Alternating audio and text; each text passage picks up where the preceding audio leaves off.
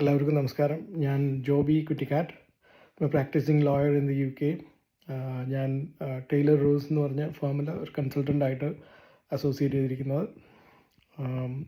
ഞാൻ ഈ വീഡിയോയിൽ പറയാൻ ഉദ്ദേശിക്കുന്ന കാര്യം സ്കിൽ വർക്കർ വിസയിലുള്ള ആളുകളുടെ എക്സ്റ്റൻഷനുമായിട്ട് ബന്ധപ്പെട്ടുള്ള ചില വസ്തുതകളാണ്.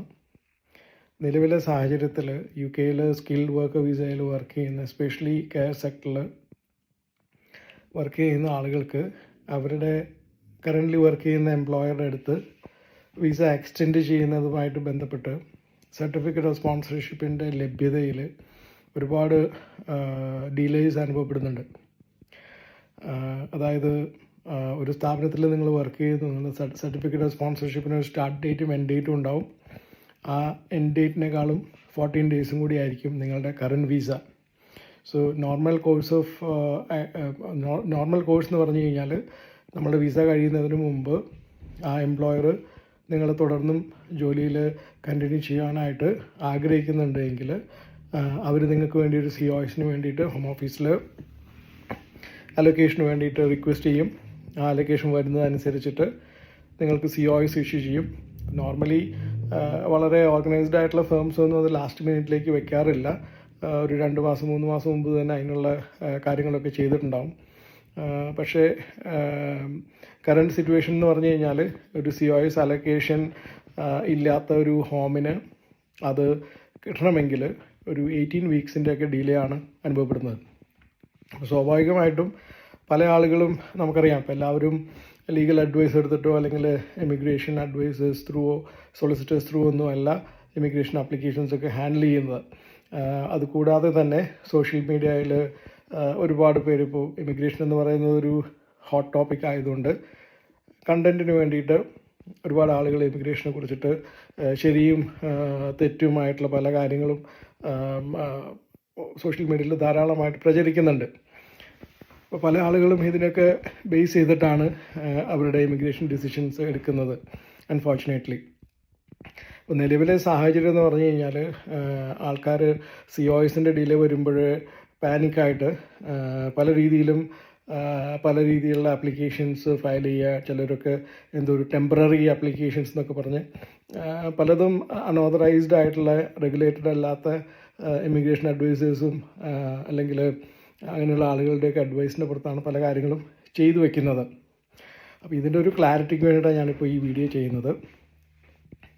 അപ്പോൾ നിങ്ങൾക്ക് ഒരു സ്ഥാപനത്തിൽ നിങ്ങൾ വർക്ക് ചെയ്തുകൊണ്ടിരിക്കുന്നു, അവർ നിങ്ങളെ തുടർന്നും എംപ്ലോയ് ചെയ്യിക്കാൻ ആഗ്രഹമുണ്ട് എങ്കിൽ ഒബിയസ്ലി ആ രീതിയിലുള്ളൊരു കമ്മ്യൂണിക്കേഷൻ ഈ വിസ കഴിയുന്നതിന് മുമ്പ് നടന്നിട്ടുണ്ടാവും. അങ്ങനെ നടത്തിയിരിക്കണം. അതായത് എംപ്ലോയർ നിങ്ങളെ തുടർന്ന് കണ്ടിന്യൂ ചെയ്യാനായിട്ട് താല്പര്യമുണ്ടോ, ഉണ്ടെങ്കിൽ COSൻ്റെ അവൈലബിലിറ്റി ഉണ്ടോ, ഇനി COS ഇല്ല എങ്കിൽ അവരതിന് അപ്ലൈ ചെയ്തിട്ടുണ്ടോ, അങ്ങനെ കുറച്ച് കാര്യങ്ങളൊക്കെ എംപ്ലോയർമാർ നിങ്ങൾ സംസാരിക്കേണ്ടതായിട്ടുണ്ട്.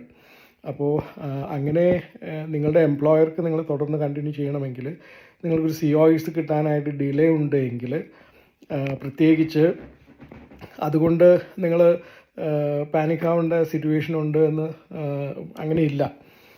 നിങ്ങൾക്ക് തീർച്ചയായിട്ടും ആ എംപ്ലോയറുടെ അടുത്ത് COS കിട്ടുന്നതിന് മുമ്പ് തന്നെ സ്കിൽ വർക്കർ വിസ അപ്ലൈ ചെയ്യാനായിട്ട് സാധിക്കും. COS ഇല്ല എങ്കിൽ ഒരു skill worker visa application invalid ആക്കപ്പെടും.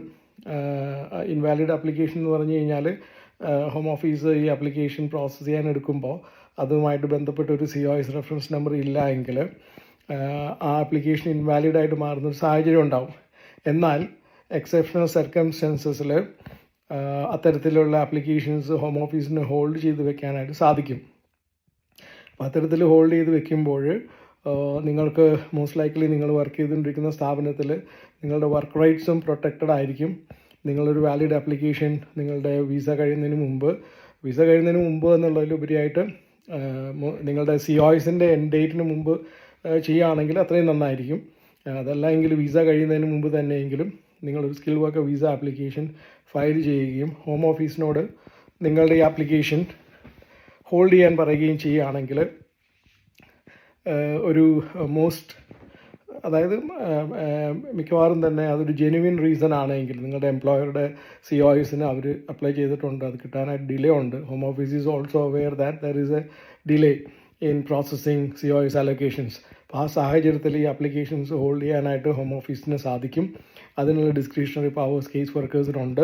ഇപ്പോൾ ഒരു സോളിസിറ്റേഴ്സ്, ഇപ്പം ഞങ്ങൾ പലരെയും റെപ്രസെൻ്റ് ചെയ്യുന്നുണ്ട്. ഞങ്ങൾ റെപ്രസെൻ്റ് ചെയ്യുന്ന ആപ്ലിക്കേഷൻസിലൊക്കെ നമ്മൾ ഇത്തരത്തിൽ ഹോം ഓഫീസിന് ആപ്ലിക്കേഷൻ ഇൻവാലിഡേറ്റ് ചെയ്യരുതെന്നും അത് ഹോൾഡ് ചെയ്ത് ഒരു COS അലൊക്കേഷൻ ആവുന്നത് വരെ ഹോൾഡ് ചെയ്ത് വെക്കാനുള്ള രീതിയിലാണ് നമ്മൾ ഈ ആപ്ലിക്കേഷൻസ് എല്ലാം തന്നെ ചെയ്യുന്നത്. അപ്പോൾ അതുകൊണ്ടുള്ള ഒരു ഗുണം എന്താണെന്ന് വെച്ച് കഴിഞ്ഞാൽ നിങ്ങളുടെ വർക്ക് റൈറ്റ്സ് പ്രൊട്ടക്റ്റ് ചെയ്യും. നിങ്ങളുടെ എംപ്ലോയറുടെ അടുത്ത് കണ്ടിന്യൂ ചെയ്ത് വർക്ക് ചെയ്യാനും സാധിക്കും.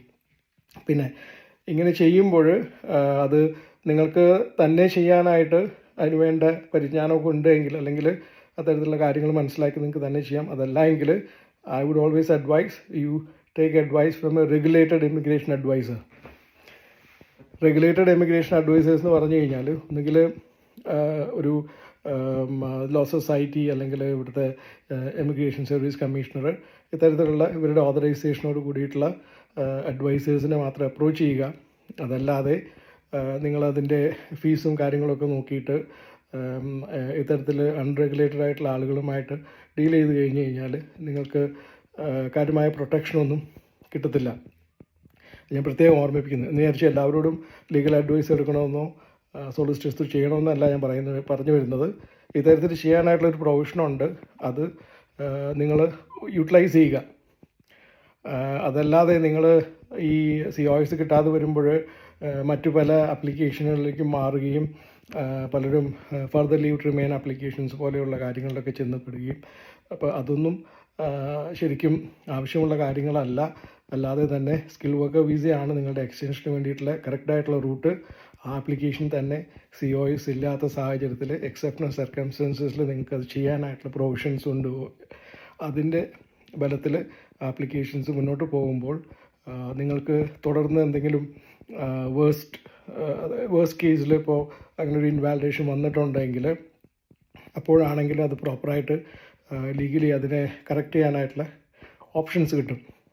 അതുപോലെ തന്നെ വർക്ക് റൈറ്റ്സ് ഇല്ലാതെ ഇവിടെ നിൽക്കുക എന്ന് പറയുന്നത് ഒരു സ്കിൽ വർക്കർ വിസയിലുള്ള ഒരു ഫാമിലിനെ സംബന്ധിച്ച് ഇമാജിൻ ചെയ്യാൻ പറ്റത്തില്ല. ഇപ്പോൾ എസ്പെഷ്യലി ഇപ്പോൾ 18 വീക്സ് ഒക്കെ ഉള്ള ഡിലേ എന്ന് പറയുമ്പോൾ if you are out of work, പിന്നെ അതുപോലെ തന്നെ ഈ നിങ്ങളൊരു എന്തെങ്കിലും ആപ്ലിക്കേഷനൊക്കെ ഫയൽ ചെയ്ത് കുറേ കാലം വെയിറ്റ് ചെയ്തിട്ട് പിന്നീട് ഈ COS കിട്ടാത്ത സാഹചര്യമൊക്കെ ഉണ്ടെങ്കിൽ it will all become complicated. ഇതിൻ്റെ ഒക്കെ പുറമെ നമുക്കറിയാം നമ്മളൊരു ചേഞ്ചിങ് ഫേസ് ഓഫ് എമിഗ്രേഷൻ, ആ ഒരു ഇവിടുത്തെ ഇമിഗ്രേഷൻ അന്തരീക്ഷം തന്നെ മാറാൻ പോകുന്നൊരു സാഹചര്യത്തിൽ നമ്മൾ നിൽക്കുന്നത്. ഈ ഏപ്രിലൊക്കെ വരുമ്പോൾ പുതിയ റൂൾസൊക്കെ വരും. അപ്പോൾ കറക്റ്റായിട്ടുള്ള ഡയറക്ഷനിൽ കാര്യങ്ങൾ ചെയ്തു വയ്ക്കുക എന്നുള്ളത് മാത്രമാണ് ഇതിനുള്ളൊരു സൊല്യൂഷൻ.